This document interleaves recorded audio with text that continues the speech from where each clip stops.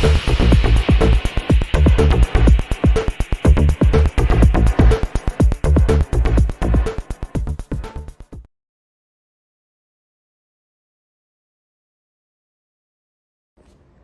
there everybody, welcome to another video. On today's video I have this Audi A4, the Avant version automatic petrol 2-liter TFSI, and I'm going to be changing the oil and the oil filter. That's the TFSI there. This is my oil filter, the Malay OC 456. I'm gonna top up some screen wash fluid, or I'm gonna show you where because I already done it. And we're going to check the coolant level and the percentage of antifreeze in our coolant. So I'm going to show you where this goes. You can buy this ready to use, as it states there, and it will withstand up to -10. So that goes in here. You open that and you fill it up. Mine is already full. And this screen, this fluid is to wash your windscreen. So if you put only water there and it happens to be -10, it will freeze and it won't come out. So make sure you have the proper screen there, because it also has some additives to clean your windscreen. So it's like like you use washing up liquid for washing your dishes and whatnot. It's got that detergent stuff. But don't put washing up liquid on this tank, because it's very foamy and it will just create foam when you're cleaning your windscreen, and it will also freeze. So use the proper stuff. It's cheap enough, and you can top up that and then put the rest of it in the boot, because we're always using fluid for the windscreen, especially during winter. So you don't want to be running out. You always want to keep it top it up. Now let's move on to the coolant.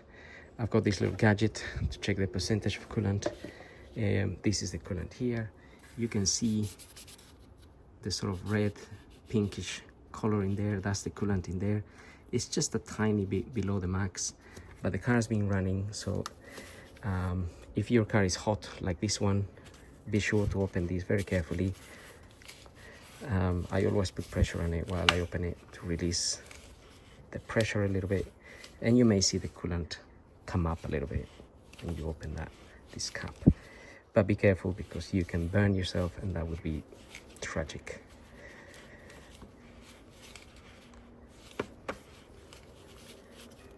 Okay. Right, now I open that.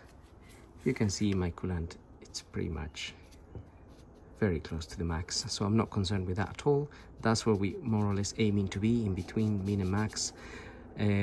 If you were at the minimum, you may want to top up a little bit. If you were at below the minimum, somewhere down here, you may want to investigate for any coolant leaks.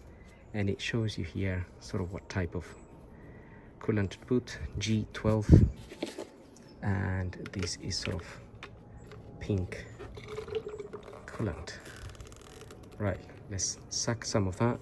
You can see the color there, and this little gadget is going to show us sort of the temperature at which this fluid would freeze. It's about -26. We can wait a few seconds to let it settle, but that will show you. So it will have to be -26, -30 outside for that to freeze. Obviously, if you are living in the North Pole, you may need a percentage of antifreeze that's much higher than that, because in the North Pole it could be up to -40, -50, I don't know. So you would need more antifreeze basically. In this case scenario, I'm in the UK, so that's pretty much good enough. If you were in a very hot country, I suppose you can have a little bit less antifreeze, but you still want to have antifreeze because it's got agents that protect the engine from corrosion. So you don't want your engine to start getting corroded, and also those agents sort of degrade a little bit with time, which is why they recommend to change your coolant every 2 years. Not that many people do it, even I don't do it, but that's what the manufacturer's recommendation is.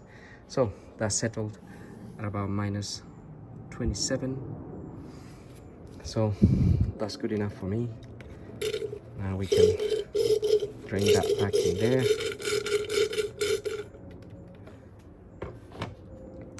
And we can close that.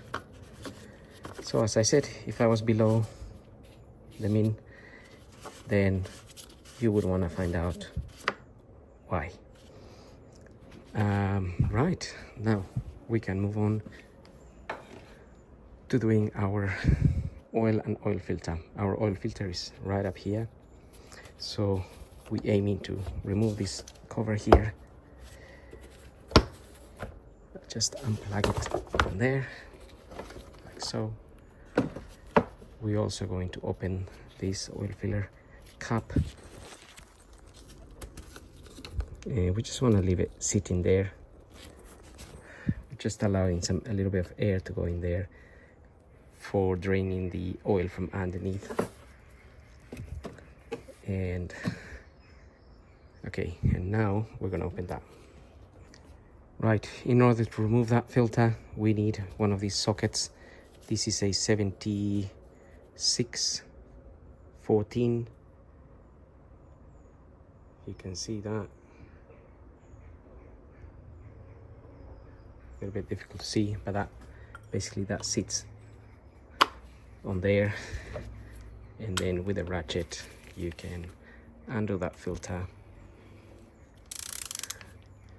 We'll undo it slowly to give it a bit of time for whatever oil that's in this filter to drain down. Just trying to avoid a little bit of a spillage. It's usually okay, but these metal filters, so usually the filter holds some oil inside. I can just about see a little bit on this side.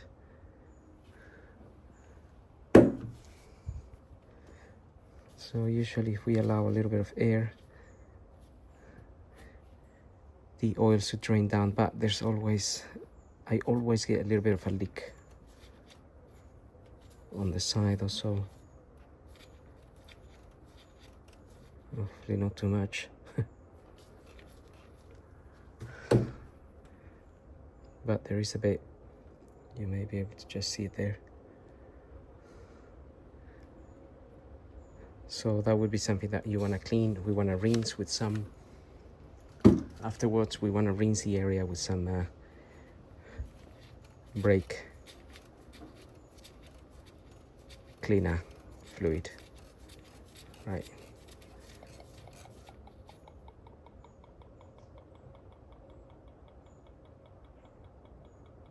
I can hear the oil going down.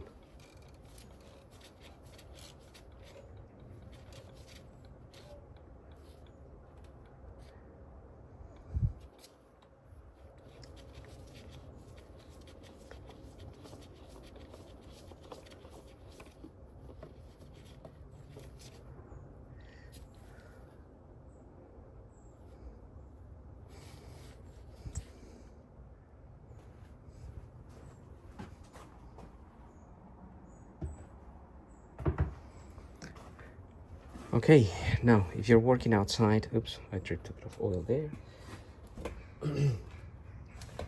If you're working outside, just be aware of things that can go in there. So perhaps you wanna cover this up a little bit. Just gonna give it a bit of a rinse right there. But you may wanna leave a bit of paper or something on there if you're working outside, so no dirt or leaves or things going there. I'm not really working outside, so I can leave it open, but that's just a recommendation. Now I'm gonna get the car up, we drain the oil, and then we can come back to this. Looking at the car from underneath, you're gonna have this cover, this plastic cover here is gonna be held in by some screws, which look like this, sort of Phillips screws. You turn them out, you turn them a little bit and they come down. And you may have a couple of T25 torque screws as well holding the cover. I removed 2 from this end, from the front end there, and then you can take this cover out, and by the way, 3 of the screws, so these 3 here, they usually remain in place. They don't come out. You loosen them and then they stay in place if they still have this little rubber thing. Otherwise they come out. That exposes our sump, and we want to use a socket to open the sump plug bolt. So I'm just gonna get an oil pan to catch the oil, and we can go ahead and do that. Okay, have my oil pan, and with a 19mm socket we can open that bolt.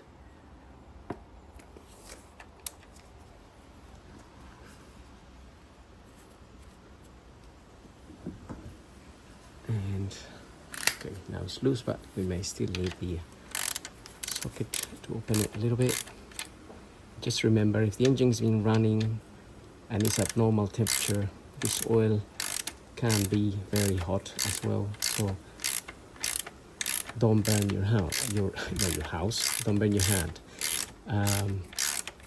You could always wait for the car to cool down a little bit before you tackle the oil change, but you want it to be a bit warm so the oil can completely drain out and it can flow out a little bit easier. Well, it won't completely drain out, but it will. So now we're gonna wait for that to drain. Don't know, maybe 5-10 minutes. While the oil is draining, we can prepare our sump plug bolt. So that's the old copper washer there, and I've got a new one here to fit there. And the size of that copper washer, it's a 14 by 20 by 1.5 millimeters if you need to get one. So I usually order a few because I'm always using these size. It usually fits Mercedes and this type Audis and VWs. So if you haven't got one for any reason, you can inspect your old copper washer and you can reuse it. It's not the end of the world. I have reused them before and they've been fine. If it's obviously been used a few times, then it could leak. So that's why you want to change it, just to avoid any leaks or anything like that. But anyway, that is done. Our filter is here also, ready to go. Just have to remove this cover. And as soon as that finishes draining, we'll fit that back on. Okay, this is pretty much finished, so we can go ahead and refit our sump plug bolt with a new washer on it, and we'll rinse the area as well. Some brake cleaner. Brake cleaner is very good for dissolving oil. It cleans really well, basically.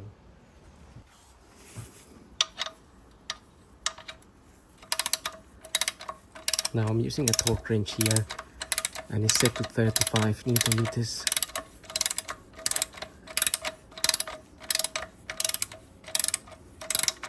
So we can tighten that to about 35 Newton meters.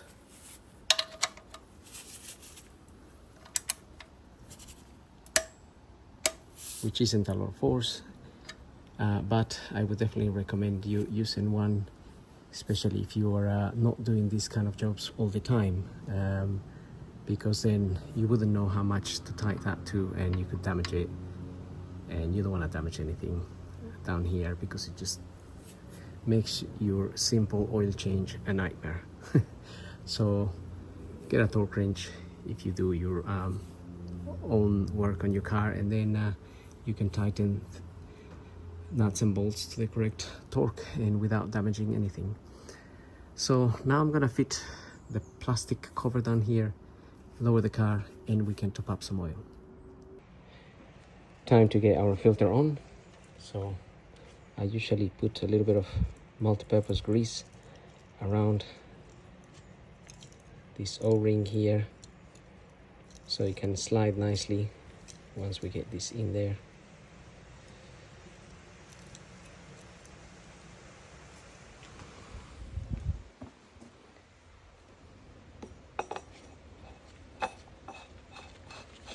So screw that on, get it in there by hand.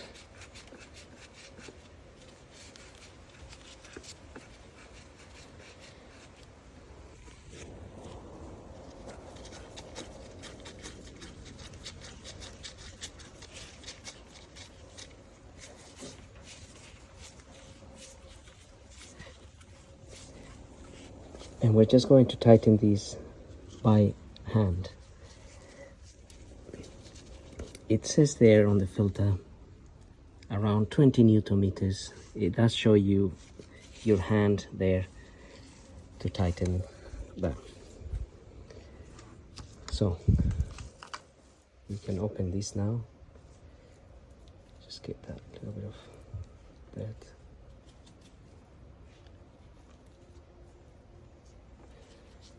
And we're gonna put some oil in there.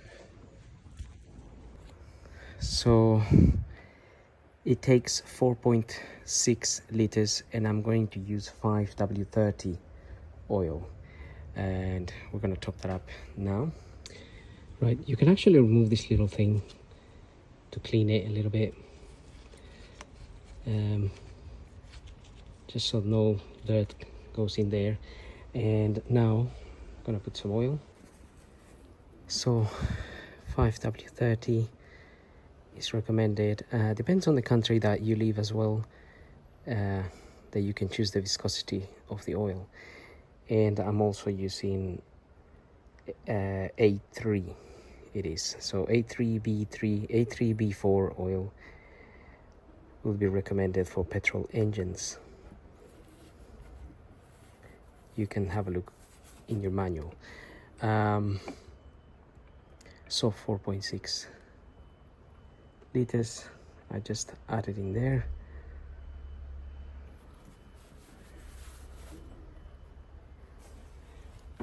And now we can close that.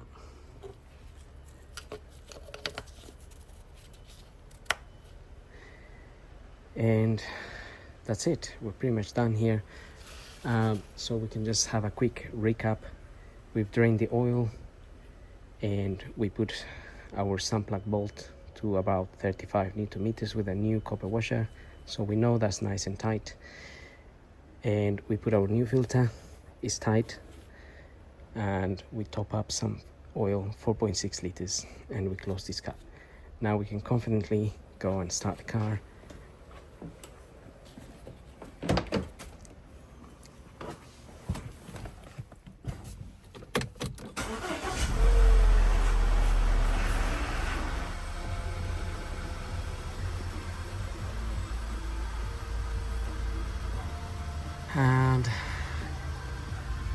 And that's pretty much it. So no warning lights coming up here, no oil pressure lights or anything like that. Okay, so all is running okay, and we can now just finish off. I'm just gonna switch it off now for now, but all that's left to do is fit this cover back on there.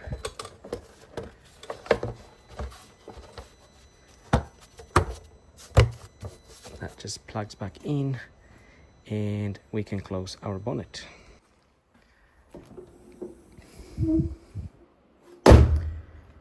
And we're pretty much done. So having said that, hope the video helps. Don't forget to like, follow, subscribe. If you have any questions, go ahead and ask. And otherwise, we'll see you on the next video. So thank you for watching.